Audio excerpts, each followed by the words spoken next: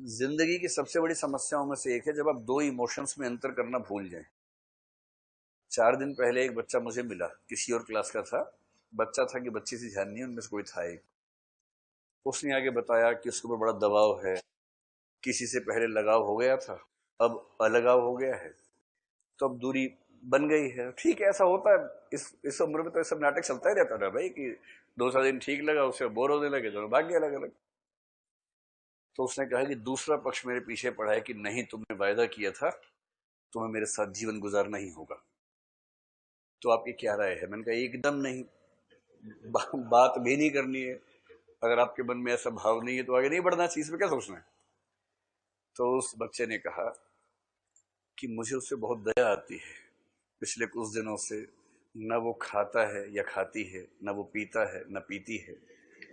मैं जानबूझ के लिंग तटस्थ भाषा में बात कर रहा हूं ताकि आप ये अनुमान ना करें कि लड़का था कि लड़की थी, कोई भी समझ लीजिए। पढ़ाई में भी ध्यान न लगाता है न लगाती है। उसका हुलिया भी ऐसा हो गया कि लोग उस पर दया करने लगे हैं। मुझे उससे बहुत दया आती है, क्या मैं उससे शादी कर लूं? तो मैंने कहा अगर दया आने से शादी करने का संबंध है तो मैं जब सड़क पे जाता हूँ बहुत भिखारी भीख मांगते हैं, उनको देख के दया आती है, क्या मैं उनसे सबसे शादी कर लूं क्या?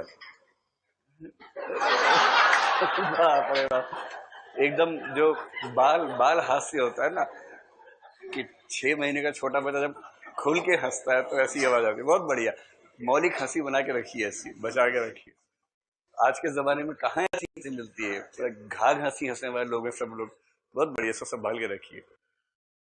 तो मैंने उसको इतना ही समझाया कि आपका सारा संकट ये कि आप दो इमोशंस में अंतर नहीं कर पा रहे हैं या कर पा रही हैं। एक इमोशन है दया, एक इमोशन है प्रेम। तो चूंकि दया आती है इसलिए प्रेम कर लेता हूं या कर लेती हूं। अभी तो आपको दया आ रही है, फिर जमाने को आप पे दया आएगी बाद में। तो ये नौटंकी करने की जरूरत नहीं है। नहीं, वो आत्महत्या कर लेगा या कर लेगी। मैंने ठीक है, जनसंख्या वैसी ज्यादा है देश में, तो उसमें अगर आपका इनडायरेक्ट कंट्रीब्यूशन हो पा रहा है तो उसमें क्या दिक्कत है। और कोई कितना भी बड़ा हीरो बने, आप लोगों को समझा रहा हूं, बाद में मत कहना हिंदी साहित्य का मेरा जीवन में बहुत काम आता है। ठीक है, मतलब ऐसा आपके साथ ना हो अच्छी बात है, लेकिन यदि कोई उद्यमी व्यक्ति आपके जीवन में हो और कहे कि मैं आत्महत्या कर लूंगा या कर लूंगी, इतना भी दबाव में मत आइएगा। हजारों में एक आध होता है करने वाला, और जो होता है उसको कर ही लेनी चाहिए, क्योंकि वो नहीं करेगा तो तबाह किया रहेगा हमेशा आपको, और आप उससे जिम्मेदार नहीं है। ठीक है, अगर कोई दबाव में हो तो एकदम दबाव में नहीं आना है, रत्ती भर नहीं आना दबाव में किसी के भी। कोई कितना ही कहे कि मैं ब्लेड से ही काट लूंगा, तो काट ले भाई, तुम्हारा ब्लेड तुम्हारा हाथ, काटो, इसमें हमारा क्या रोल है। डरना नहीं। कुछ लोग सोचे हमारी सारी योजना में पानी फेर दिया इसने, कम वक्त ने हमारी सारी योजना खत्म कर दी।